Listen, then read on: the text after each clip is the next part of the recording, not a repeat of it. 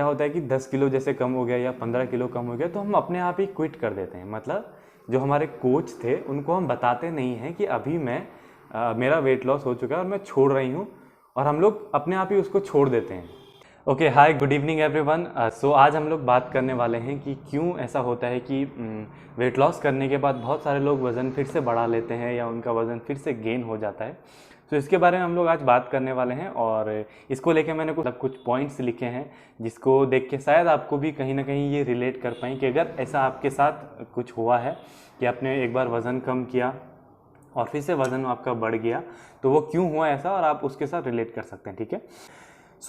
बहुत बार ये देखा गया है कि हम जब भी वज़न कम, जैसे मान लो हमें 10 किलो करना था या 12 किलो या 20 किलो वज़न कम करना था, और उसके बाद कुछ टाइम बाद हमने उसको, मतलब वज़न कम हो गया बट कुछ टाइम बाद वो फिर से बढ़ गया। ठीक है। इसके पीछे कुछ पॉइंट्स हैं, जैसे कि सबसे पहला और जो मुझे लगता है कि कहीं ना कहीं मेन रीज़न है कि हम लोग जो वेट लॉस का प्रोसेस फॉलो करते हैं कभी उसमें गड़बड़ होता है, या गड़बड़ कह सकते हैं कि हमने शायद ध्यान नहीं दिया कि जब हम वेट लॉस कर रहे थे तो उसमें शायद हमें फैट परसेंटेज कम करने की ज़रूरत थी बट मसल परसेंटेज कम करने की ज़रूरत नहीं थी। होता क्या है, जब भी हम लोग वेट लॉस अगर हम करते हैं तो हम फैट परसेंटेज कम करें, मसल परसेंटेज बढ़े या सेम रहे। ठीक है।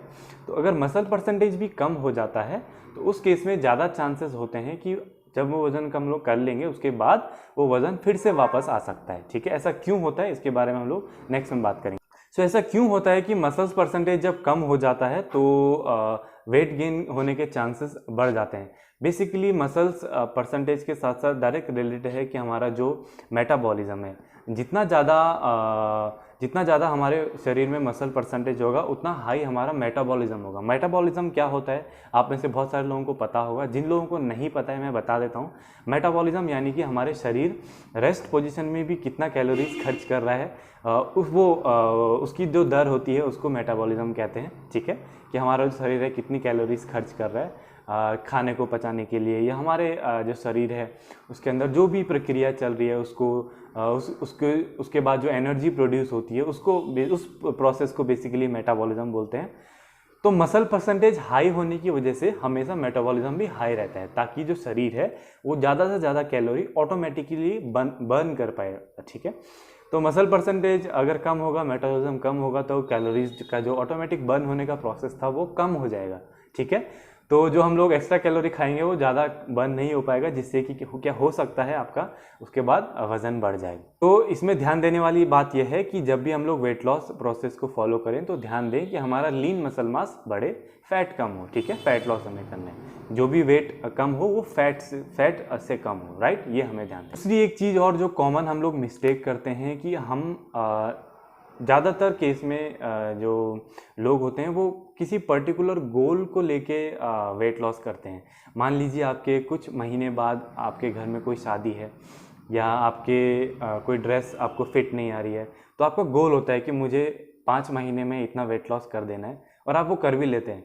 बट फिर से आप उसको, जो प्रोसेस आप फॉलो करते हैं उसको छोड़ देते हैं। तो ऑब्वियस सी बात है, जब आप जो प्रोसेस को फॉलो कुछ दिनों से कर रहे थे जिसकी वजह से आपका वेट लॉस हुआ था, अगर उसको आप छोड़ देते हैं और आप फिर से पुराने वाले फॉलो में, या जो पुराने वाला आपका लाइफस्टाइल था उसमें आ जाएंगे, तो ऑब्वियस सी बात है आपका जो वज़न है वो फिर से बढ़ सकता है, चांसेस हैं। तो इसमें होता क्या है कि हम लोग फिर से पहले वाली डाइट पे, या यूजुअल जो हम लोग जब हमारा वेट गेन हुआ था या वेट लॉस शुरू किया था उससे पहले का जो प्रोसेस था उसमें जब हम वापस से चले जाते हैं तो उसमें भी चांसेस रहते हैं कि हमारा जो वज़न है वो घटने के बाद फिर से बढ़ सकता है। आपको देखिए, लॉन्ग टर्म विजन के साथ चलना है, लॉन्ग टर्म सोच के चलना है कि मेरा जो शरीर है, मैं जो हूँ, मैं अपनी बॉडी को हमेशा स्वस्थ रखना चाहता हूँ। तो वेट लॉस हमेशा क्या होता है, टेम्परेरी गोल होता है। कुछ महीने आपने उसको फॉलो किया, आपका वेट लॉस हुआ, बट आपको क्या करना है, हेल्दी लिविंग को अपनाना है। ठीक है। लाइफ लॉन्ग आपको हेल्दी रहना है, ये सोच के आपको जो हेल्दी हैबिट्स हैं, आपकी डाइट है, आपकी एक्सरसाइज करने का जो आपने एक्सरसाइज करने की जो आपने प्रैक्टिस अडॉप्ट किया था उसको आपको रखना है। तो बेसिकली मेरा कहने का मतलब है, अगर आप शॉर्ट टर्म अपनी हेल्थ को लेके चलेंगे कि मुझे कुछ पर्टिकुलर टाइम के लिए ही वेट लॉस करना है, तो हो सकता है आपका उसके बाद फिर से वजन बढ़ जाए। तो आपको क्या करना है, अपनी एक्सरसाइज को, अपने डाइट को, अपनी हेल्दी ईटिंग हैबिट्स को, अपनी हेल्दी एक्टिव लाइफस्टाइल को लॉन्ग टर्म के लिए सोच के चलना है कि मुझे ज़िंदगी भर स्वस्थ रहना है, तो मुझे एक्सरसाइज हमेशा करना है। बहुत सारे लोग होते हैं जब तक वेट लॉस हुआ तब तक एक्सरसाइज करते हैं, उसके बाद फिर से छोड़ देते हैं। तो ऐसा नहीं करना है, एक्सरसाइज को हमेशा लाइफ लॉन्ग के लिए सोच के चलना है। अच्छे खाने पीने को आपको लॉन्ग टर्म के लिए सोच के चलना है, तभी आप जो घटा हुआ वजन है उसको मेंटेन भी कर पाएंगे, अदरवाइज वो फिर से बढ़ सकता है। तो ये छोटी छोटी चीज़ें हैं, ये आपको ध्यान देना है। एक चीज़ और लास्ट में, मैं एक और मेन चीज़ है कि हम लोग कभी कभी किसी कोच को हायर करते हैं वेट लॉस करने के लिए, और या किसी डाइटिशियन को या किसी भी वेलनेस कोच को हम लोग हायर करते हैं, और उनसे हमें अच्छा रिजल्ट भी मिलता है।